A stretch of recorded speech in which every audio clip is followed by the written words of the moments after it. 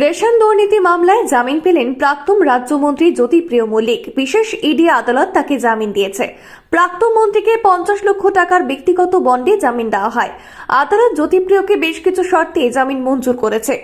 আদালত প্রাক্তন মন্ত্রীকে তার পাসপোর্ট জমা দেওয়ার নির্দেশ দিয়েছে। তদন্তের জন্য প্রয়োজনে যে কোনো সময় সহায়তা করতে হবে। রেশন দুর্নীতি মামলায় জ্যোতিপ্রিয়কে 2023 সালের 27 অক্টোবর গ্রেপ্তার করা হয়। তিনি প্রায় 14 মাস ধরে জেলে আছেন। এই মামলায় গ্রেপ্তার বাকিবুর রহমান এবং শঙ্কর আঢ্য ইতিমধ্যেই জামিন পেয়েছেন। আর রেশন দুর্নীতি মামলায় বাকিবুর রহমানকেই প্রথম গ্রেপ্তার করা হয়েছিল। এরপর থেকে একের পর এক মানুষ গ্রেপ্তার হতে থাকে। সেই তালিকায় ছিলেন প্রাক্তন খাদ্যমন্ত্রী জ্যোতিপ্রিয় মল্লিকও।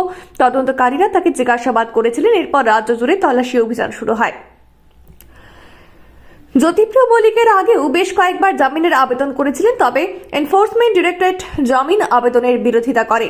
শুনানিতে এটি জানিয়েছে, রেশন দুর্নীতি মামলার রিং মাস্টার হলেন জ্যোতিপ্রিয় মল্লিক। তাকে মুক্তি দিলে তদন্ত প্রভাবিত হতে পারে। তবে রেশন দুর্নীতি মামলায় গ্রেপ্তার হওয়ার পর জ্যোতিপ্রিয় মল্লিক অসুস্থ হয়ে পড়েন।